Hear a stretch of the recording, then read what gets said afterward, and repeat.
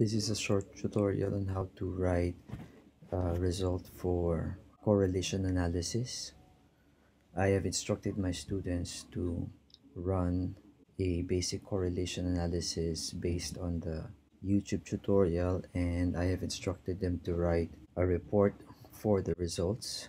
For today, we will take a look at one of my students' submission and we will try to improve the report.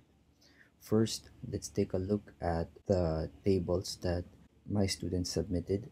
So this is based on the analysis using JASP. So this is okay. It would have been preferable if he no longer included the p-values, because that will simply make the table larger, or there will be more contents than necessary. The Pearson R coefficient values, as well as the asterisks that flag significant correlation coefficients, would have been sufficient. It also seemed that my students have opted for a one-tailed test, which is one of the options in JASP. It would have been preferable if a two-tailed test would have been done, as it is more conventional. Now, while this table is good, it's also good that the format for the header is correct. So we have here table 1, and then the title of the table is italicized. This is the version that I created, which is a much simpler version of the table. Normally what I do is that I recreate these tables and enter the details again one by one. You will notice that this is my table header, my table title rather. And a couple of things that you will also notice is that I have removed the p-values, but instead I have simply included the coefficients and flagged those that are significant. Another thing that is different is that in the actual output there are 0 values here, which I have removed here to make it more simple. It is important that when you could recreate this table, that the decimal points are aligned if they are in a column. Another thing that you will notice here is that instead of the variable names that are here in the header columns, I have replaced them with numerical values 1 and 2. And what I did simply was to number these variables. Therefore, if I say 1 in the column header, that refers to gender, which is numbered as 1.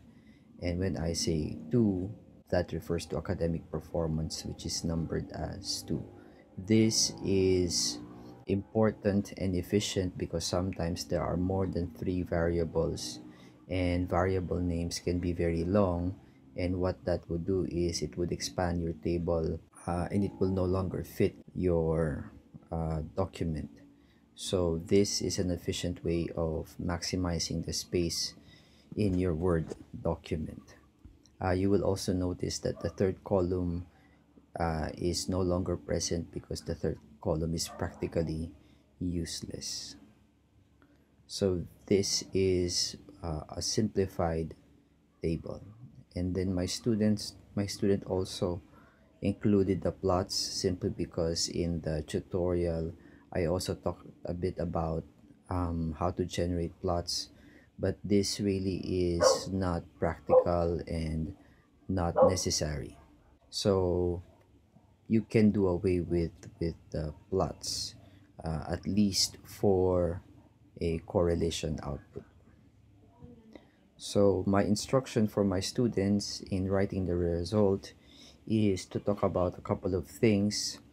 This is under the assumption that the only analysis that you are doing is correlation. Later on in my future videos, I guess I would have to talk about how to write the results when there are multiple analysis involved. For example, you will run a multiple regression analysis and a basic preliminary analysis before running multiple regression is correlation. So normally you would first analyze the correlation and then run the multiple regression. These are two separate analyses, but you don't have to say the objective of the study twice. You can say it in the beginning and then adjust accordingly in the succeeding parts of the entire report. Again, this report is under the assumption that the correlation analysis is the only analysis that is being done. And because of that, I instructed them to remind the reader of the objective of the study, the hypothesis, although technically Pearson R correlation or any correlation analysis are not suited for testing hypothesis because these forms of analysis really do not specify which is the predictor and which is the outcome, and basically we are just testing associations of variables. If you want to test hypothesis involving predictive relationships, correlation really is not sufficient, and you would have to follow it up with regression analysis. But for the meantime, given that this is just our task, let's assume again that correlation is the only analysis that is being done, and hence we're just talking about predicting associations and not necessarily stating how one variable predicts another variable. And then I instructed them to discuss or mention what statistical technique was used and then the results. Specifically, I asked my students to look into the association of gender and academic performance. And I also asked them to look into the relationship between conscientiousness and academic performance, and then the meaning of the result. So this is the result that is submitted by my student. The first thing that we will do here is to format it this way. The left side is justified, but the right side is not justified. So my student wrote, the study aims to determine first if there is a significant difference between the academic performance of individuals and their difference in gender. Maybe the student is saying this because in previous examples, gender was used as a categorical independent variable in our lessons in t-test, and normally in t-test the way you phrase your objective or the way you phrase your hypothesis is similar to this, although more appropriately he should have said we want to determine if there is a significant difference in the academic performance between genders. But correlation is not really interested in differences. When we say differences, it kind of implies that you will look into mean differences, and that's not exactly what we are looking for in correlation. And then he continues, second, if there is a significant relationship in the intellectual achievement of students and their level of conscientiousness. Okay. So I guess to simplify this, we can just say the study aims to determine if gender and con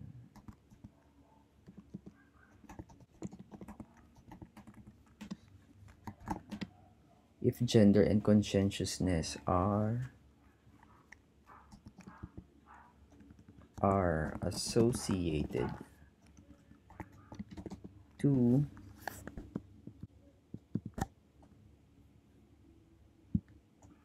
academic performance. However, when I say this should not give you the impression that gender and conscientiousness are our independent variables and academic performance is our dependent variable. That is not necessarily so. In correlation, we don't really specify what is the independent variable and what is the dependent variable. Simply, we are looking at whether gender is associated with academic performance, and conscientiousness, the trait, is also associated with academic performance. So these are two separate correlations. And then my student said it was hypothesized that students who perform excellently in academics have both high level of conscientiousness and are mostly male students than female students. Now let me rephrase this. Maybe we can say that, or maybe I always tell my students one idea, one sentence. We have two ideas here, so maybe we can break this down into two separate sentences. First, maybe we can say it was hypothesized that academic performance is positively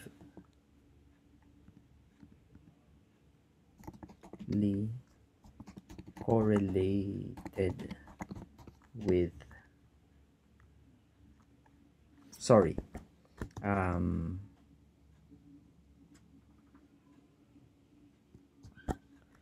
conscientiousness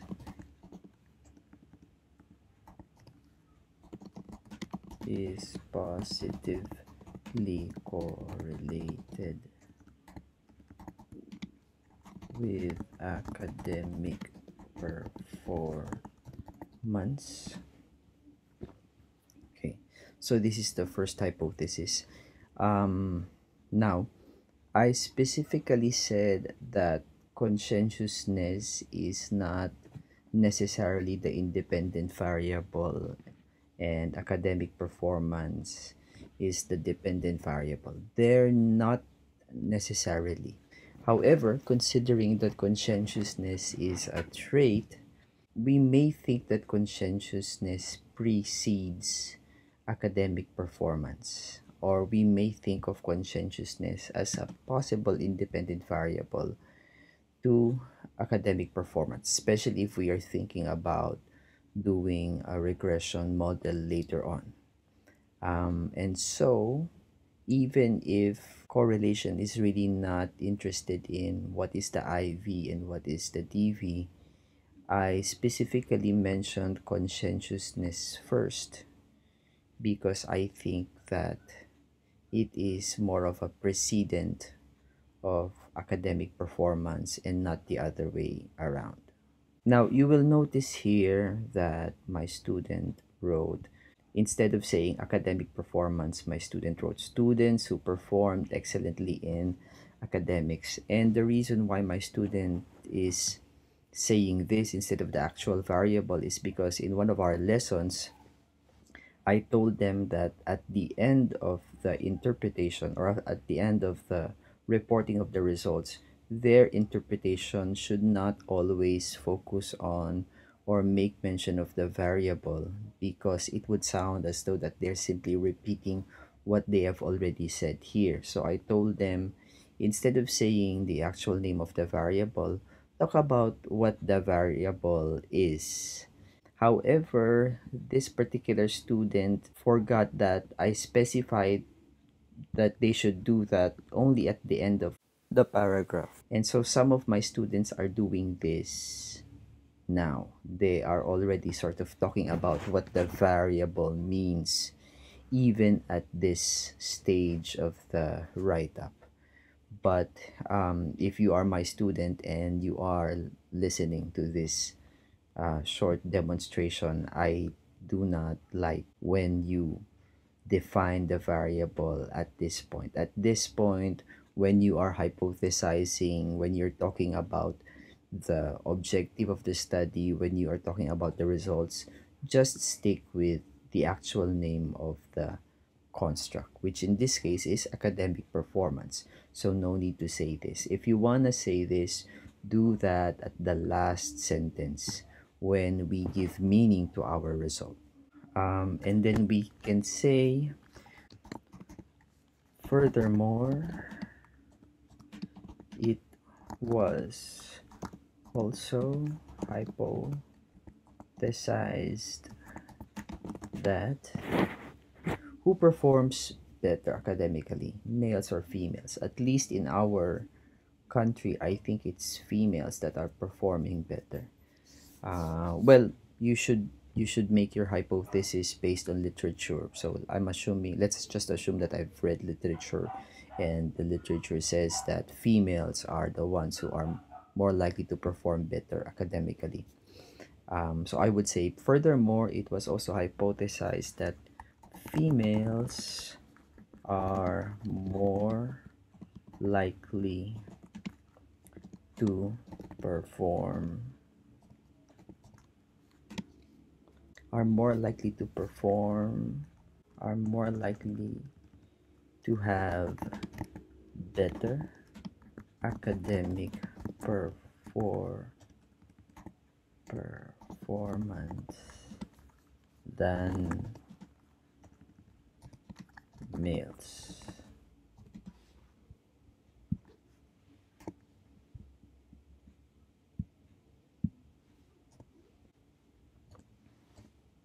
Now you might be wondering, the phrasing of the first hypothesis and the second hypothesis is a bit different. In here, I was particular with the direction of the correlation, and in the lecture we've talked about how the direction of the correlation can either be positive or negative, but I did not use any of those terms, positive or negative, in this hypothesis. And that is because when we say positive or negative, this applies to variables that have meaningful highs and lows. So if I say there's a positive correlation between academic performance and conscientiousness, or conscientiousness and academic performance, what I'm saying is that the higher the conscientiousness, we expect higher academic performance. The lower the conscientiousness, we expect lower academic performance. However, you can't say that with gender. Gender in this case is a dichotomous variable. The levels are males and females. We can analyze, or we can accommodate such variables in a Pearson R correlation for as long as we label or we code them with numbers. In this particular case, males were coded as 1 and females were coded as 0. However, if I say gender has a positive correlation or a negative correlation with academic performance, that doesn't make sense because gender doesn't have a meaningful high or low value. Even if females technically are assigned to the lower value, which is 0, that 0 and that 1, the codes that I used, those are not numeric. Those are nominal variables still. Those were just used as labels to the levels so that they can be computed in Pearson R. But there really is no meaningful high and low. And so it does not make sense to talk about gender being positively correlated or negatively correlated with academic performance. So I hope that that is clear. No? But if you have a dichotomous variable, which still can be meaningfully interpreted as high and low, let's say for example smoker versus non-smoker, if the variable is smoking, hence and certainly you would assign 1 with the smoker and 0 for the non-smokers, then there is a meaningful high and low there, I guess, if the variable is smoking behavior, and smokers take on the higher value, which is technically really higher because they are smoking, versus those who are non-smoking. I hope that part is clear. Okay. All right, so these are the hypotheses, and then my student said The collected data was analyzed using Pearson R correlation. Okay, or you can simply say the data was analyzed. Always italicize statistical notations, including this. The result reveals no significant difference. Again, this is the phrasing because in the hypothesizing, this is how the student hypothesized. So we can typically, I want to talk about results that are significant first. So I guess I want to talk about this first. Result reveals. Okay, reveals. Again, my student is interpreting or giving meaning to the construct academic performance. It can be simply written as the result reveals that um, conscientiousness is or has a strong, why do I say strong? Because our coefficient is above zero point 0.5, and according to Cohen's criteria, that is strong, has a strong positive correlation with academic performance. Okay. However, so this is the statistic. Well, my student wrote this because, yeah, this is based on what they learned from their t-test. So in their t-test, they have to write t and then the degrees of freedom and then the value of t and then the p-value. In Pearson R, most of the published articles that I see simply puts the R value. So R equals 0.530. You don't even have to put the asterisk. And that's it. No need for this. Once you say that there is a strong positive correlation, the reader automatically knows that this is significant.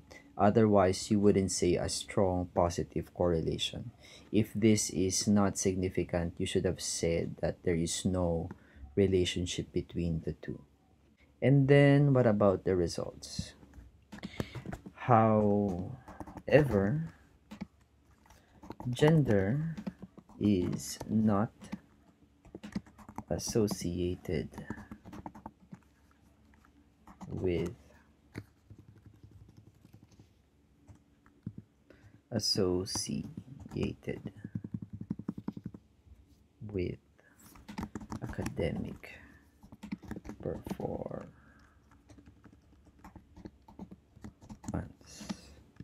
And then you write the R equals negative 0.071. Okay. Italicize R.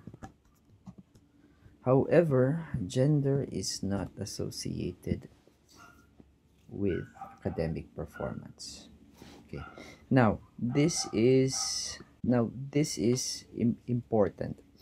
What if, hypothetically, what if this is significant? What if the value is 371 and this is significant? Let's say hypothetically it's significant. How would I express this?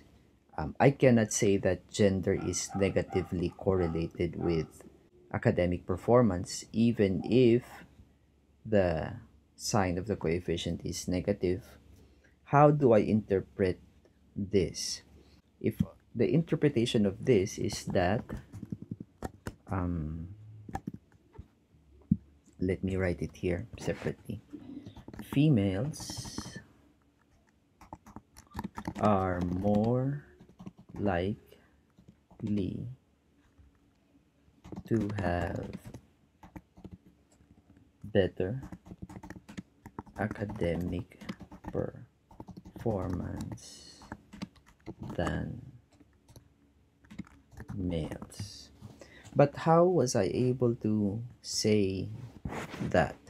If you remember, males is assigned as 1 and females are assigned as 0. Okay. So technically, um, since the coefficient is negative, that means to say the lower the gender, and what is the lower gender? Females, the higher the academic performance. Again, because it is negative, that means to say that the lower the gender, and the gender that is assigned to the lower value is or are females, the higher the academic performance, and hence females tend to have the higher academic performance. If this would have been positive, then that would mean to say the higher the gender and the higher value is assigned to the male gender, the higher the academic performance. And therefore, it is the males that are more likely to perform better academically. So I hope that that is clear. So you do not say, or you never say, that gender is negatively associated or negatively correlated with this variable and that variable, because gender has no meaningful high and low. And that goes for other variables that do not have meaningful high and low. Like for example, course, school, um, year level. So you don't say, that phrase, positively correlated, positively associated. All right, so let's go back to our original result. Okay, so I hope that clarifies things a bit. You will notice that I used the term associated, as though it is synonymous to correlated. So those are, just alternative terminologies that you can say. You can say correlated, correlates to, associated. So those are the typical terms that we use. Predicts, probably not. Okay. Okay. Um, and then the meaning. Thus, the findings suggest that there is no gender bias in attaining academic excellence. So again, I would interpret this in the order that I've presented the result. Thus, the findings suggest that students who work consistently in responsibility, okay, so I like this part. So, students who work consistently and responsibly, assuming that this is the correct definition of conscientiousness. If this is a good definition of conscientiousness, then this is okay. Are more likely to achieve excellence, are more likely to achieve in academics. Okay. If achieving in academics is what we mean to say by academic performance. But of course, that would depend on how you specifically conceptualize your variables in your literature review. And then, what's another term for however? On the other hand,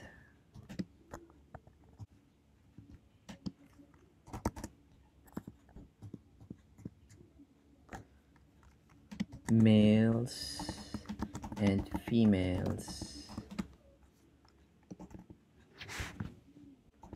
perform similarly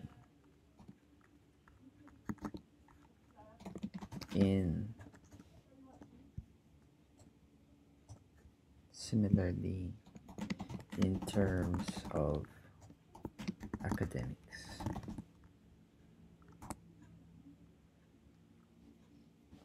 Okay, so let's try to read. The study aims to determine if gender and conscientiousness are associated with academic performance. It was hypothesized that conscientiousness is positively correlated with academic performance. Furthermore, it is also hypothesized that females are more likely to have better academic performance than males. The data was analyzed using Pearson R correlation. The result reveals that conscientiousness has a strong positive correlation with academic performance. However, gender is not associated with academic performance. It's a bit redundant, so maybe we can just say, however, gender is not associated with such, hoping that such that the reader understands such as referring to academic performance. Thus, the findings suggest that students who work consistently and responsibly, assuming that this is how we define conscientiousness, are more likely to achieve in school. Um, on the other hand, males and females perform similarly in terms of academics, just so that we won't be redundant. So that's it. That is a simple way of writing the result for correlation. I hope that you learned something today, and see you in the next tutorial.